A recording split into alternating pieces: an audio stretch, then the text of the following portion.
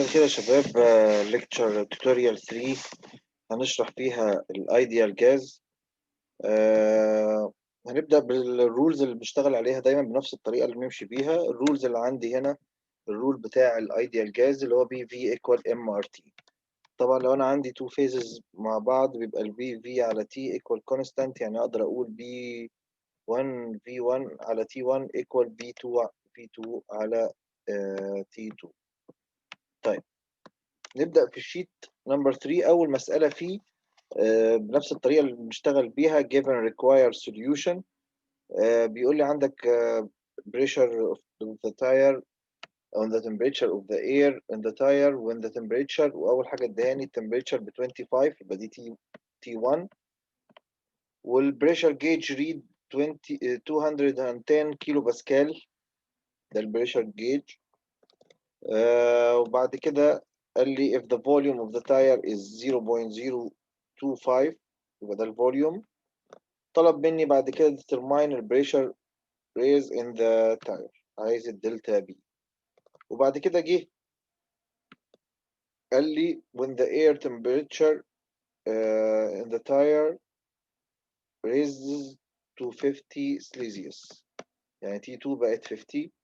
determine عايز برضو the amount of the air that must be built of to restore pressure to its original value، يعني عايزني اجيب كمان ما دام قال لي amount يبقى عايزني اجيب الدلتا ام.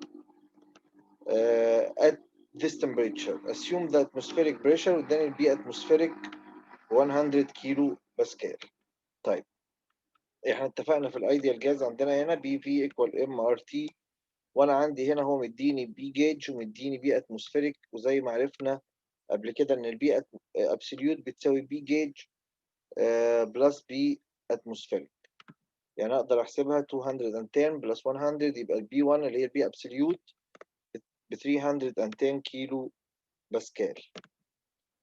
الايديال جاز ايكويشن عندي اللي هي بي في على تي ايكوال كونستانت، يبقى اقدر اعوض بالبي 1 في على تي 1 ايكوال بي 2 في على تي 2. طبعا هنا عندي الفي كونستانت، الفي بتاعت التايم مش هتتغير، يبقى اقدر اطلع من الايكويشن دي بي 2، واقدر اقول ان بي 2 ايكوال تي 2 في بي 1 على تي 1. الفي طبعا هنا كونستانت. طلعت في الاخر البي 2 ب 336 كيلو باسكال. طيب ده اول ريكويرمنت مطلوب. تاني ريكويرمنت عايز احسب هو اول ريكوير كان دلتا بي، يبقى دلتا بي بي 2 ماينس بي 1، قدرت احسب البريشر ديفرنس. عايز احسب الدلتا ام بنفس الطريقه بشتغل بي في ايكوال ام ار تي، اقدر اطلع من الرول ده ام 1 واقدر اطلع منه ام 2. طيب الار هنا هي الجاز كونستانت اللي بجيبها من تيبل A1 اللي هي ايكوال 0. الرقم ده طبعا غلط، 0.287 من A1 ده بتاع الأكسجين، أما بتاع الإير عندي 0.287. هطلع من الإيكويشن دي الإم 1، فالإم 1 إيكوال بي في على ار في تي، أهو الار هنا مظبوط. نفس الكلام هطلع الإم 2، أقدر أطلع الدلتا إم عندي إم 2 ماينس إم 1. سؤال نمبر 2 بيقول لي the pressure gauge نفس الطريقة given require solution. قال لي pressure gauge on 1.2 متر كيوب أكسجين، يبقى أنا عندي هنا بعرف إن الجاز اللي عندي هنا أكسجين، فأكيد الآر بتاعته هتختلف. يبقى الفوليوم عندي ب 1.2 ريدز، اداني بي جيج ب 500 كيلو باسكال. determine the amount يبقى M of oxygen in the tank، يبقى الM if the temperature is 24، واداني التمبريتشر عندي هنا ب 24 سيليزيوس. وقال لي atmospheric pressure given عندك ب 97، يبقى ده الاتموسفيريك بريشر. بنفس الطريقة احسب البي ابسوليوت هي بي جيج بلس بي اتموسفير، يبقى اقدر احسب البي ابسوليوت اللي هي بي 1 اجمع البي جيج بلس البي اتموسفيريك يطلع بالشكل ده. وانا التي 1 هو مديها لي given ب 24 اعمل لها بلس 273 عشان احولها لكلفن، يبقى معايا بريشر ومعايا تمبريتشر، وده اكسجين اقدر اطلع له الار اللي هي 0.25 2598 من تيبل A1 بنفس الشكل الموجود عندي، فهي هنا 0.2598. يبقى انا معايا من الرولز بتاعتنا معايا البي حسبناها، ومعايا الفي جيفن، ومعايا الار طلعناها من الجدول، ومعانا التمبريتشر حولناها لكلفن، وحسبت الام. question number 3 نفس الطريقة given required solution. اداني الفوليوم V1 ب 1 متر كيوب، T1 ب 25، B1 ب 500 كيلو باسكال. قال لي is connecting through a valve to another tank تاني contained ما ادانيش الفوليوم بتاعه، اداني الويت بتاعه الماس ب 5 كيلو جرام، والاير التمبريتشر 35، والبريشر ب 200 كيلو باسكال. بيقول لي دلوقتي now the valve is open and the entry system is allowed to reach thermal equilibrium. هيحصل thermal equilibrium with the surrounding، واداني T3 اللي هي بتاعت surrounding ب 20 سليزيس. طيب الريكوايرمنت هنا بيقول لي determine the volume of the second tank، عايز V2 and the final equilibrium pressure يبقى عايز B3. طيب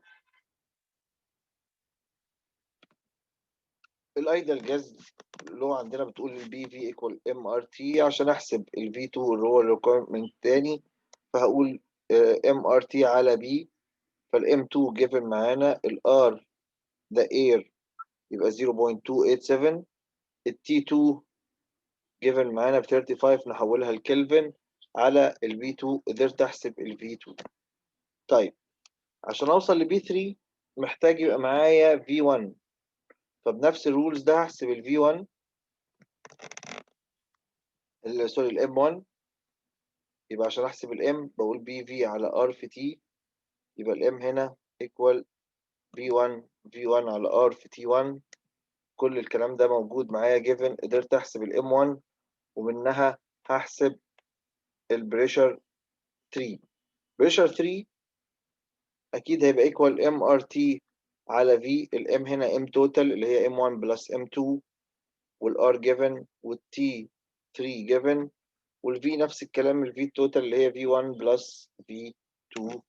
قدرت احسب البريشر 3.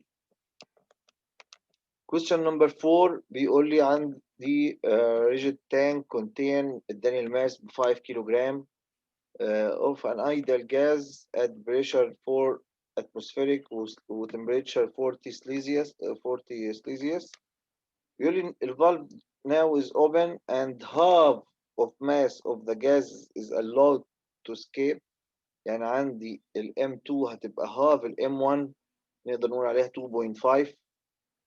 if the final pressure اداني ال V2 1.5 atmospheric، عايز ال final temperature T2. بنفس الطريقة عندي الايديال جاز بتقول بي في equal MRT. لو انا كتبتها لستيت 1 يبقى B1، وعندي هنا constant volume عشان ده تانك مش هيتغير، فاقدر اقول B1 V والV constant equal M1 في R في T1، وB2 V equal M2 R T2. لو عملت ديفايد للتو ايكويشنز دول على بعض، الفي كونستانت طبعا والار كونستانت تقدر تطلع معانا بالشكل ده، بي 1 على تي على بي 2 ايكوال ام 1 تي 1 على ام 2 تي 2. الريكويرمنت هنا الانون اللي موجود عندي هو التي 2، هعوض واقدر احسبه بالكلفن يطلع 235 كلفن، لما احوله سيليزيوس يبقى نيجاتيف 38. question number 5 انا هسيبه لك انت تحاول فيه بنفس الطريقة، سؤال سهل جدا تقدر تحله، ولو في أي مشكلة ممكن ترجع لي. يبقى كده ده شيت 3 الفايف question اللي عندي أو الفايف بروبلم اللي موجودة عندنا حليناهم. لو في أي أسئلة بقى ممكن تبعتوها لي أو ممكن تيجوا تسألوني عليها. يلا جود لك يا شباب.